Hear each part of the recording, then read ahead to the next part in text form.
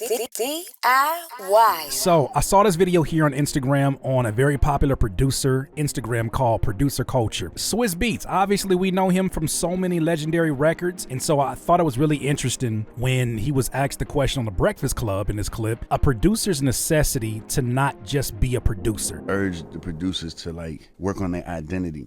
What you mean? Meaning like without a tag on some of the songs, you won't know what producers is which. Oh, that's real. See what I'm saying? So like that's just something that carried myself, Tim, Pharrell, Dre. Like you can Just Blaze, Ye. Like you can hear those beats with no tags on it and know Primo, yeah, what it is, right? And so like a lot of people like they get on me with like my snare. I just did that. I did the snare as well, but you tired of the snare too? I could show you some other sound packs. You ever heard decap? It's a part of the signature. And those are certain things that you're doing that people know like, oh, that's a Swizz beat, whether I'm doing an ad-lib on it or not, right? And I just feel that, you know, your identity is going to carry you way longer than just having a hot song for the moment on that artist. Because when that artist decides to move away or whatever, like, it's just going to be harder for you to climb that hill. What he's saying, producers should find ways to make their sound easier to identify by changing elements that are outside of just the beat tag. A lot of producers rely upon their beat tag pretty much being stronger than whatever beat they produce. When you hear that beat tag, then you're like instantly reminded of a good time that you had or a song that you fell in love with. And that's how a lot of producers these days are using it that way. But before I get on younger producers for doing that, I have to ask the question, well, why would producers do that, and what part of the producer evolution happened that led a producer to make that decision? I have to think two things. One, in Swizz Beatz' era of production, a producer having a brand was such a new thing, at least in hip hop, because many times producers played the behind the scenes role. They weren't in the forefront. To me, they were the evolution of what producers in the 80s and the early 90s weren't always able to do unless they could be like a vocalist or an artist over the top of their own production, or they're part of a production group. Him, Pharrell, Dre were part of a generation of producers where they made that the biggest shift. Yes, you know my sound,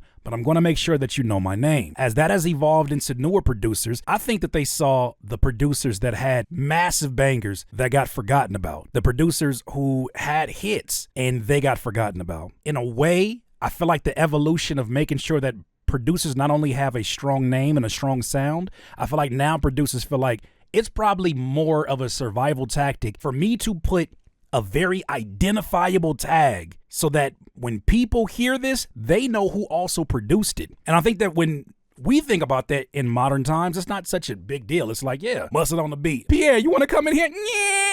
Sometimes we get excited about just hearing the tag, but that's very strategic by producers who are saying, I don't have to tell you how many records I have right now currently in circulation on radio or currently in circulation going viral over the internet. You've heard my tag. Now you know who I am, because most times the name of the producer is embedded within the tag. So I feel like that was the natural evolution of music producers who were like, not only you gonna know my sound, but damn it, you gonna know who I am, you gonna know my name. Now you see producers who are being invited to Coachella to DJ sets of all their songs that they did. As much as I'm with him in terms of needing a sound, I've been saying that producers, no matter where you're at, whether you're independent or in an industry, that ecosystem, you absolutely have to figure out how to do things that stand on their own. If you're relying upon a tag, to me, you've set an expiration date on your career.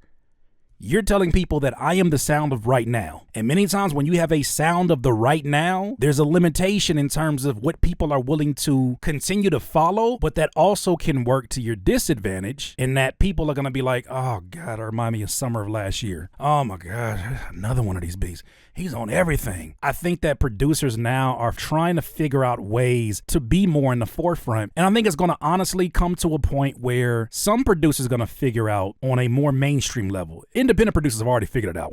They've been doing that. We talked to a lot of producers who are doing very well for themselves without placements, without having to have a name attached to it. The industry producer is going to figure out how to be a force all themselves without the addition of needing a vocalist over the top, including themselves. All right, the next one is from Zaytoven, and it's on the same subject of building your brand.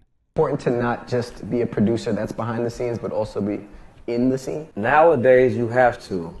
Like, I was always a reserved person. I always got into music to be behind the scenes. That's what I wanted to do. I feel like Gucci Mane is a star. Let's make him a star. Let me be behind the scenes just bagging him up. But if you want to continue to be relevant, if you want to continue to, stay popping, I had to learn like, okay, now you got to come out, you got to do interviews, you got to show up to the clubs, you got to, you got to put on the mink coat with the jury, if you want to make some more money in this game, a different type of money. So I'm glad I ain't in that game.